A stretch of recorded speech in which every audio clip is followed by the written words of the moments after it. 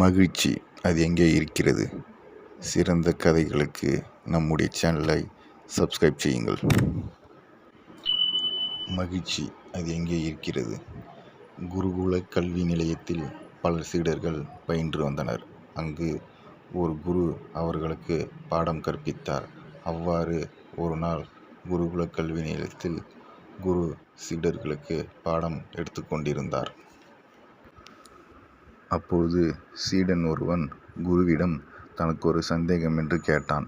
குரு என்ன சந்தேகம் என்று கேட்டார். அதற்கு சீடன் உலகத்தில் மகிழ்ச்சி எங்கே இருக்கிறது என்று கேட்டான். அதற்கு குரு திடீரென்று உனக்கு ஏன் இந்த சந்தேகம் என்று கேட்டார். அதற்கு சீடன் ஏழைகள்தான் பணமில்லாமல் தினம் தினம் கஷ்டப்பட்டு கொண்டு அன்றாட வாழ்க்கையை ஓட்டுவதற்கே வெயிலிலும் மழையிலும் கஷ்டப்பட்டு கொண்டு மகிழ்ச்சி இல்லாமல் இருக்கிறார்கள்.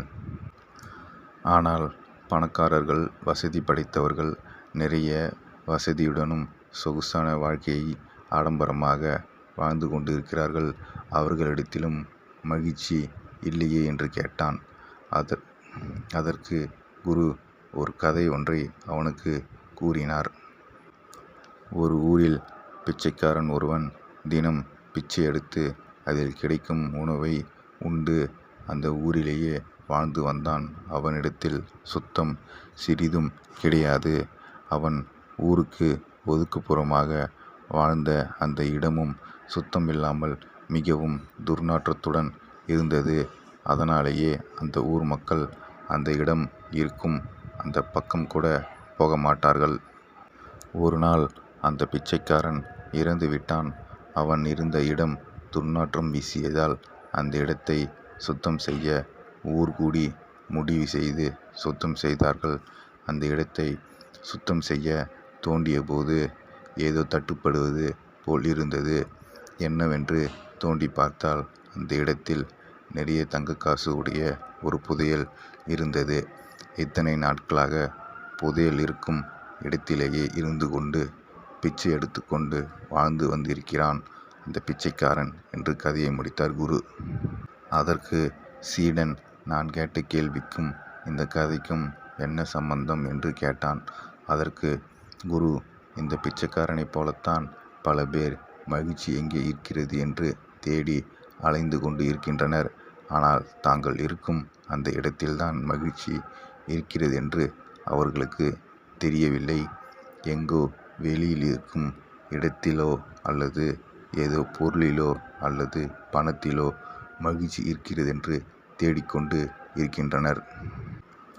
ஆனால் தாம் இருக்கும் அந்த மனதில்தான் மகிழ்ச்சி இருக்கிறது என்று அவர்களுக்கு தெரியவில்லை. அந்த பிச்சைக்காரனைப் போலத்தான் அவர்களும் அவன்தான் இருக்கும் இடத்திலேயே புதையல் இருப்பது தெரியாமல் பிச்சை எடுத்து வாழ்ந்து வந்தான். அதுபோல மக்களும் தங்கள் இடத்தில் மகிழ்ச்சியை வைத்துக்கொண்டு வெளியே தேடிக்கொண்டு இருக்கிறார்கள். தாங்கள் இருக்கும் அந்த மனதை அமைதிப்படுத்தி அதில் பெரிய அமைதியை கண்டால் அதுதான் பெரிய மகிழ்ச்சி என்று அவர்களுக்கு தெரியவில்லை. ஒருவன் எப்போது இதை உணர்கிறானோ அப்போது அவன் மகிழ்ச்சியை கண்டுபிடிக்கிறான். ஒருவனுடைய மனது சலனம் இல்லாமல் அமைதியாகும்போது கிடைக்கும் ஆனந்தமே மகிழ்ச்சி என்று குரு கூறுகிறார். நாமும் அந்த பிச்சைக்காரனைப் போலத்தான் மகிழ்ச்சியை வெளியே தேடிக்கொண்டு இருக்கிறோம். மனதை அமைதிப்படுத்தி மகிழ்ச்சியை காண்போம். மகிழ்ச்சி அது எங்கே இருக்கிறது? அது இருக்கும் இடத்தை தெரிந்து கொண்ட நாம் அந்த இடத்திற்கு சென்று மகிழ்ச்சியாக வாழ்வோம். நன்றி. வாழ்க நலமுடனும் வளமுடனும்.